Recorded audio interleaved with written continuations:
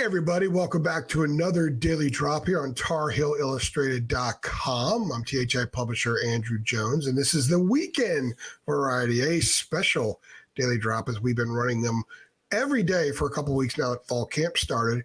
What's interesting is today is not a fall camp or football drop. It's basketball, as in Carolina basketball, as in the 5 position. Who is going to rotate? What will that rotation look like at the 5 position for the Tar Heels? We already discussed Tyson, Claude, the position, why Carolina brought him in, what that might reflect, what he's embracing already, how he views his role going to Chapel Hill. Now the question is, what does that do to the 5-man? Here's the rotation for the 5-man. But before I get into it, very quickly, guys, I'm in my 11th year running this site. August 1st, 2014, I started.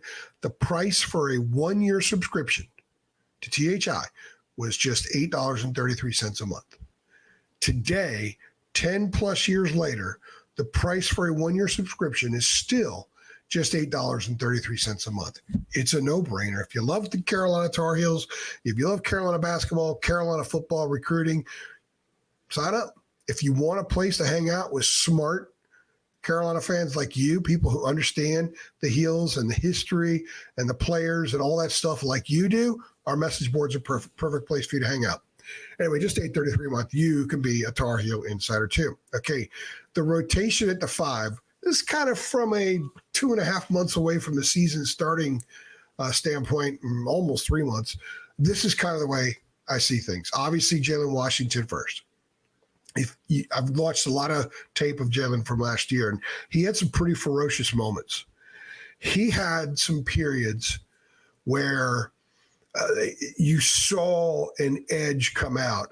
We never saw the edge really his first year, a little bit at the Virginia game, but we saw moments where the edge was just there. And I think a chip was developing. And the way that he was playing, he could go out there and sort of lose himself in the game because he was playing in 4 and 5 minute stints.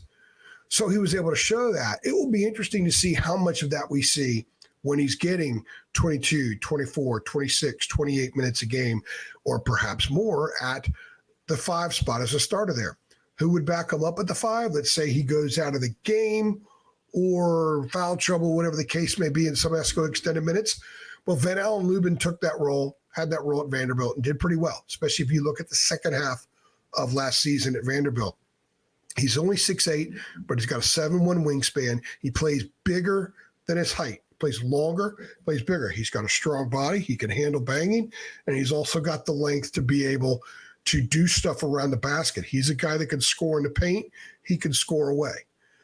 The third guy would be Tyson Claude, the newcomer from Georgia Tech. This is 4th school, Morehead State, Western Carolina, Georgia Tech.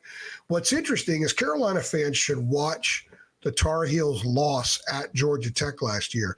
He played 28 minutes that game because Bainongo went down with an injury about 5 or 6 minutes in. So Claude played most of that game. I think he went 9 points, 8 rebounds, something like that. And you could see how Georgia Tech used him, especially on offense. I don't think Carolina's going to use him that way. Tech did a lot of spread out stuff. Often all 5 guys were out. He was in one of the corners, often the left corner. What he did well from there was he rolled to the basket well. He rolled from the corner. He cut to the corner. If he set a screen at the top of the key, he rolled really well to the basket. What he didn't do was he doesn't shoot from out there. He's 3 for 13 in his career from 3-point range. And he's not a guy that's going to put it on the floor and drive you. He's not going to drive you too much. If he gets a hip on you, maybe, but he's a 6'8" who doesn't play as long as Lubin at 6'8" plays. So he would have a tougher time getting stuff off. Well, he does exceptionally well. And this is something that when you watch the film, you're like, wow, this was missing a year ago at times. He is an outstanding offensive rebounder. He was 8th in minutes played at Georgia Tech, and he led the team in offensive rebounds. That says something. That says an awful lot. He had 78 offensive rebounds last year. You'll see some stuff against Carolina. You'll also see how he defends, because in that game, he defended a bunch of different Tar Heels, and he did pretty well. He's got a nice, strong midsection.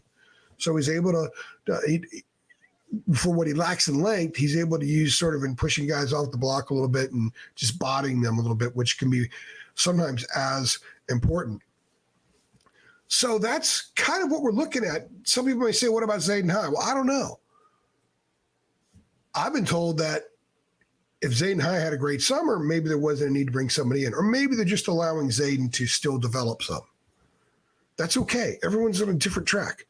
But by Carolina bringing in Claude, someone who was not on their radar a while ago, and they weren't going to add for a while, by bringing him in and getting him, you got a guy that's played a lot of minutes in his career.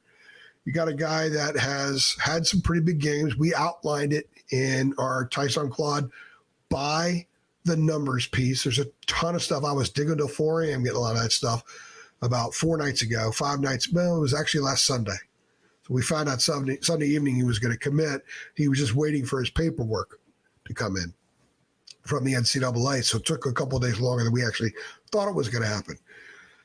So that's the kind of player he is. So I can see Jay Wash and Claude on the court at the same time, Lubin and Claude on the court at the same time. Obviously, Jay Wash and Lubin very well could be your starting 5 and 4, respectively, with Withers out there. Perhaps Withers is a starter out there as well. He might be happy coming off the bench as he served a decent role, especially late last season coming off the bench. So that's kind of what it's looking like. I don't think James Brown's going to be in the mix just yet. Our understanding is he's a bit of a project.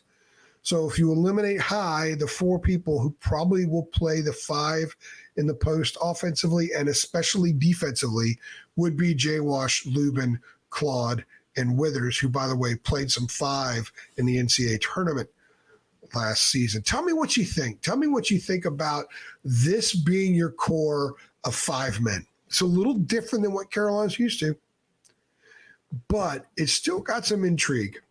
These are some intriguing players for a variety of reasons. Let me know what you guys think about this group. If you're worried, what do you think adding Claude to the mix does to this team?